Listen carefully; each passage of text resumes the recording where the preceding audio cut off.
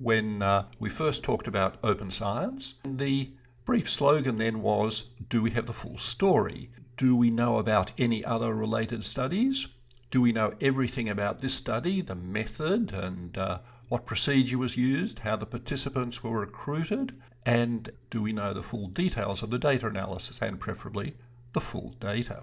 In this planning chapter, we say a little more about open science, then there'll be more in later chapters, especially in chapter 16. Here, the first thing we consider is the replication crisis and the very unfortunate finding that a number of studies that have set out to replicate published studies have found that they can't really do that. They find rather smaller effect sizes, as if the published studies have rather overestimated the true sizes of effects. A very famous argument was put forward by John ITNS in this medical journal with the wonderful title of Why Most Published Research Findings Are False. Now, this might be overstating it a bit, and the article is a bit hard to read, but it has been downloaded 1 million or so times and very influential. The message is really quite simple. He claims that the underlying reason for the replication crisis is reliance on statistical significance, specifically the p less than 0.05 criterion. And many journals virtually require statistical significance before they'll publish anything, and many researchers believe that they've only succeeded if they get statistical significance. And Ioannidis argues that this imperative to achieve 0.05 underlies selective publication, the file drawer effect, which we saw in chapter 9. This has done so much damage to meta-analysis. If only some studies are available to us to put in the meta-analysis, then the meta-analysis is likely to overestimate the size of population effects. Point 2, if researchers feel it incredibly imperative to achieve 0.05, then they'll do a bit of selection and tweaking until they get a p-value sufficiently small. I'll say more about that in a moment. And third, if we take this 0.05 criterion as defining something as significant, almost as true as existing, well then we won't bother to replicate it. And in the past there's been very little incentive for researchers to replicate. Journals typically haven't published replications, and so few replications have been done. So these three reasons together, Ioannidis has argued, has led to this replication crisis. As if researchers have to bend over extremely far backwards just to get this 0.05, and that is the key to a PhD to tenure. Or to put it another way, the job is to sort out the very low p-values because they're the things that get published. I said I'd say a little about point 2, the data selection or tweaking. This famous paper from Psychology arguing that researchers actually have a lot of flexibility in data collection and analysis, and this might even allow just about anything to be shown to be statistically significant if you try hard enough. The statisticians have a saying, if you torture the data enough, they will confess. Now, the argument of Simmons et al. Is that as you conduct research, there are lots of decision points, and in each of these points, you need to make various choices. And if these choices are shaped by a desire to get a low p-value, then even if you start with more or less random data, then eventually you'll find something somewhere that can give you a very low p-value. These are questionable research practices, QRPs, or RDFs, researcher degrees of freedom, scope for researchers to make choices. It's easy to think about these as very positive and creative things to do. Researchers are typically smart and curious and ingenious, and they're very, very keen to find out how the world works, to find out how people work. And so they'll have an idea and they'll try things. Didn't quite work, so they'll try it a little differently. All looks more promising. Well, let's test a few extra participants. That's getting more promising.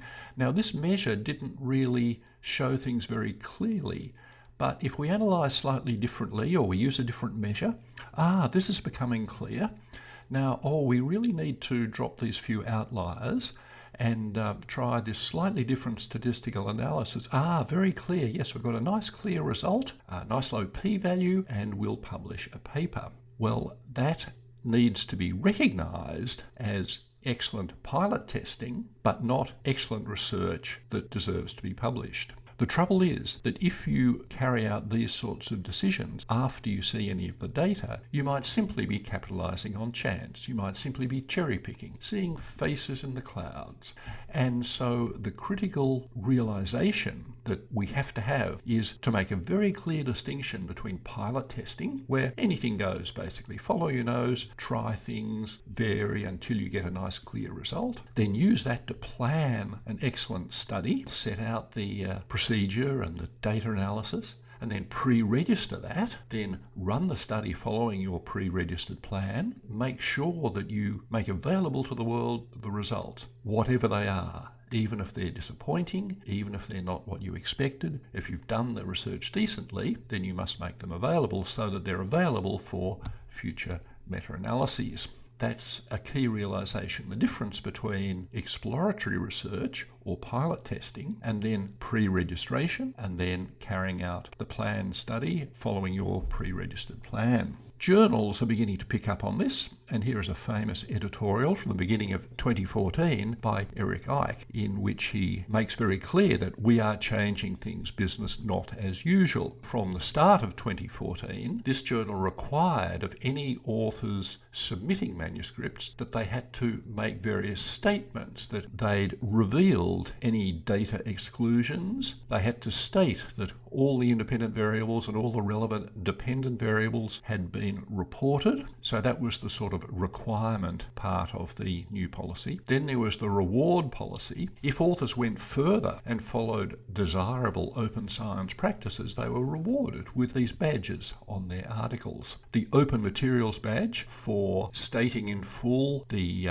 materials used, the procedure used, so that somebody else could replicate that study, and then the open data badge if at the end you made the full data publicly available in some archival permanent way, and then the pre-registered badge, red, the especially important one, if the study had been pre-registered before the data were collected and then conducted in accord with that pre-registered plan. And if you look at psychological science and an increasing number of journals, you'll find a few cases of pre-registered badges and increasing numbers of these other two. And finally, in this editorial was a statement embracing the new statistics, encouraging researchers to use estimation and meta-analysis as a way to avoid some of the problems of NHST. The Association for Psychological Science, which publishes this top journal, Psychological Science, is very encouraging for other journals to follow similarly.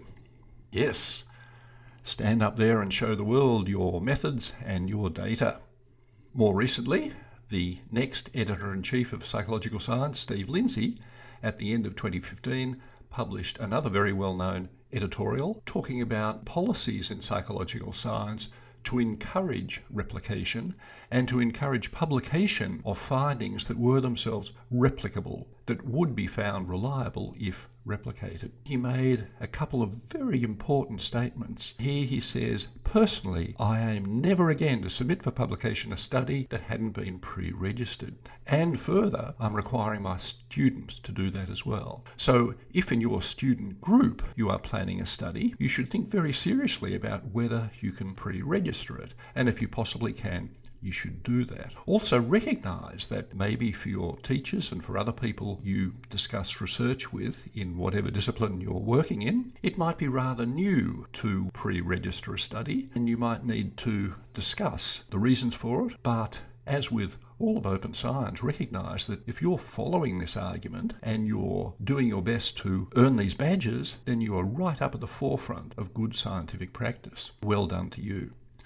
The Open Science Framework, this wonderful online resource that is supported and developed by the Centre for Open Science, gives you all sorts of wonderful facilities for managing your research, documenting the decisions you make, the materials you use, and pre-registering, if you wish, your detailed research plans.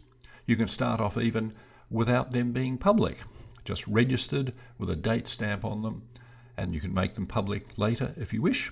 Much better if you do. Other people can see them and maybe give you some great feedback. And after you've run your study and analysed your data, you can then make publicly available via OSF your full data set and details of your analysis. So this is the new way to do science that should improve greatly the replicability, the trustworthiness of the research literature. It's the way to escape the alligators of the Ioannidis problems, largely brought about by the O5 imperative. So enjoy sailing in the OSF balloon.